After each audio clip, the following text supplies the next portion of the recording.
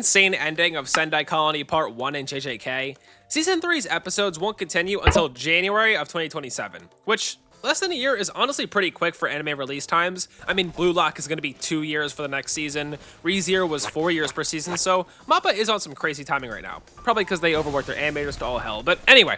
With that, I've seen a couple of people wondering if JJS is going to die or fall off now that JJK has concluded so far. I mean, we have seen past games, especially Blue Lock related, kind of taper off and decline in player count heavily after the hype around their respective anime fizzles out too. And the question that a lot of people have is, will JJS suffer the same fate?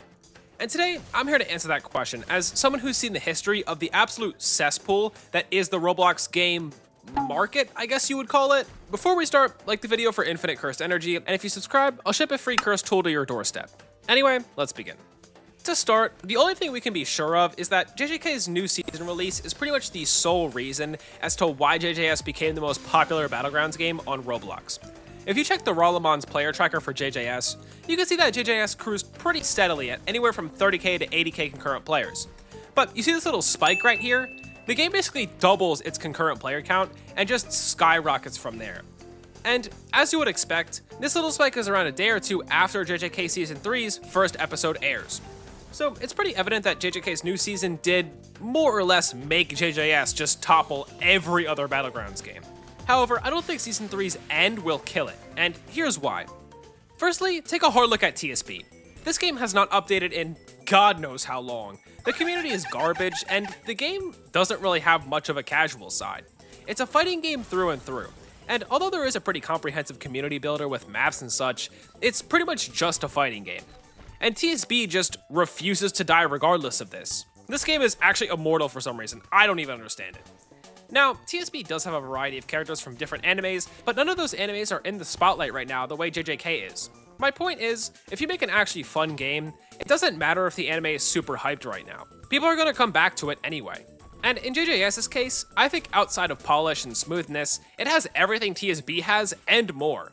Firstly, the base game is just more fun to play. Fighting people does feel janky at times when you're a beginner, but I wouldn't say it feels unfair. Unless you're fighting a Gojo, Hikari, Megami, Nanami, Yuji, your Prime Hanami. Okay. Maybe the characters can feel a little annoying to fight against. But it's not like TSB or Jump Showdown, where the combos last 3 years and remove all your HP, and you get emoted on, WS, and talked in chat. Oh wait, that does actually happen in JJS, like all the time. Well, then why does JJS feel so much better? Well, the answer to that is, I think JJS just has something for everyone. I'm gonna kill you. You're gonna die of painful death. You're gonna die of a painful death. Do you want to be a mega sweat who never gets off the game and try to destroy everyone you fight until they're nothing but a pile of red mush on the ground? Play Yuji.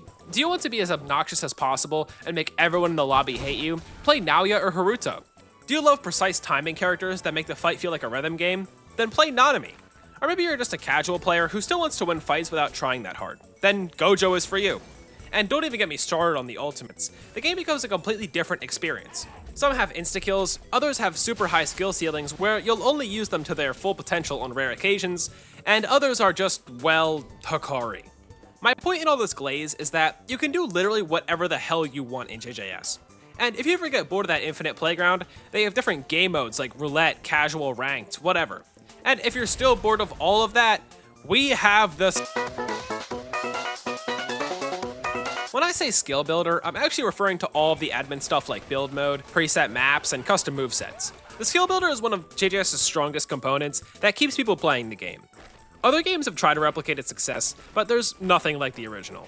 Maps for whatever user situation you desire, an extremely detailed build mode to make whatever you want on, and most of all, thousands of custom movesets that range from PC crashing ultimates, stuff that shouldn't even be allowed on Roblox, and some stuff that looks even better than the base game.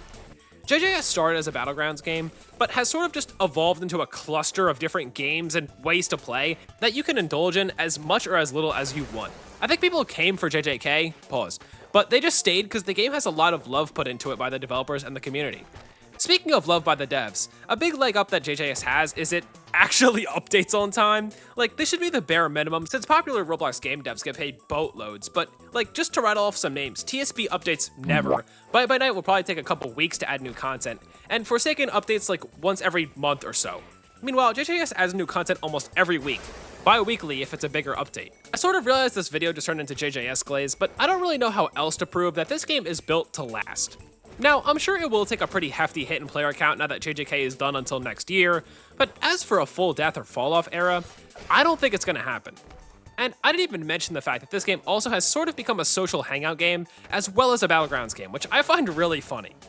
And my final reason why I don't think this game will die is because we just don't really have anything to move on to. All the current most popular games on Roblox have been popular for ages. The only new one I can think of is Sailor Piece, but like, we're not actually playing this blocks fruits looking bandit beater, right? Oh, okay, I guess we are. Why does this game have so many players? Whatever, my point is, TSB is dead, the Roblox game market sucks right now, so I think we're fine. So overall, yeah, I don't really think JJS is gonna die. I think the JJK hype definitely brought JJS its fame, but I think it's gonna stay as the Battlegrounds king for a pretty long while. But what do you think? Will TSB take the top spot back if it actually updates, or will JJS always be this popular? Let me know in the comments.